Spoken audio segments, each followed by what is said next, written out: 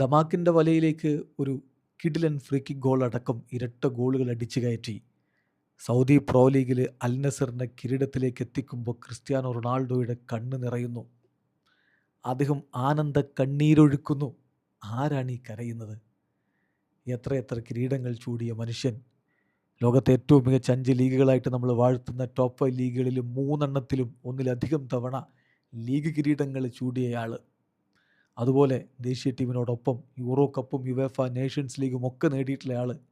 തൻ്റെ കരിയറിൽ 37 കിരീടങ്ങൾ നേടിയിട്ടുള്ള മനുഷ്യൻ സൗദി അറേബ്യയിൽ ഒരു കിരീടം ചൂടുമ്പോൾ കണ്ണുനീരൊഴുക്കുന്നു.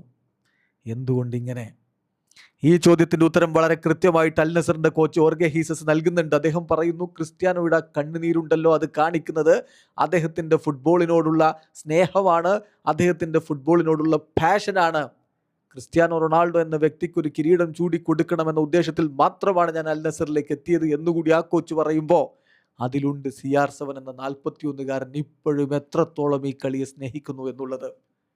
യെസ്, പോയിടത്തൊക്കെ കിരീടങ്ങൾ ചൂടിയ ക്രിസ്ത്യാനോ ഇനി അങ്ങ് പോകുന്നത് നോർത്ത് അമേരിക്കയിലേക്കാണ് വേൾഡ് കപ്പ് കളിക്കാൻ. അവിടെയും അദ്ദേഹം വെന്നിക്കൊടി നാട്ടുമെന്ന പ്രതീക്ഷയിൽ ആരാധകരിയിരിക്കുന്നു.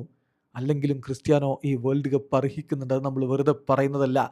ക്രിസ്ത്യാനോക്ക് മുമ്പും ക്രിസ്ത്യാനോ കളിക്കുന്ന സമയവും എന്ന രൂപത്തിൽ നമ്മൾ പോർച്ചുഗലിൻ്റെ ചരിത്രം ഇനി വായിക്കേണ്ടി വരും. തീർച്ചയായിട്ടും അതങ്ങനെയാണ്. 1930 മുതൽ 2002 വരെയുള്ള കാലഘട്ടം ക്രിസ്ത്യാനോ കളിക്കാത്ത കാലഘട്ടം. ആ കാലഘട്ടത്തിൽ പോർച്ചുഗൽ കളിച്ചത് 11 യൂറോ ക്വാളിഫയറുകളാണ്. അതിൽ 3 മാത്രമാണ് അവർക്ക് യോഗ്യത കിട്ടിയത്. 17 വേൾഡ് കപ്പ് ക്വാളിഫയറുകളാണ്. അതിൽ 3 മാത്രമാണ് അവർക്ക് യോഗ്യത കിട്ടിയത്.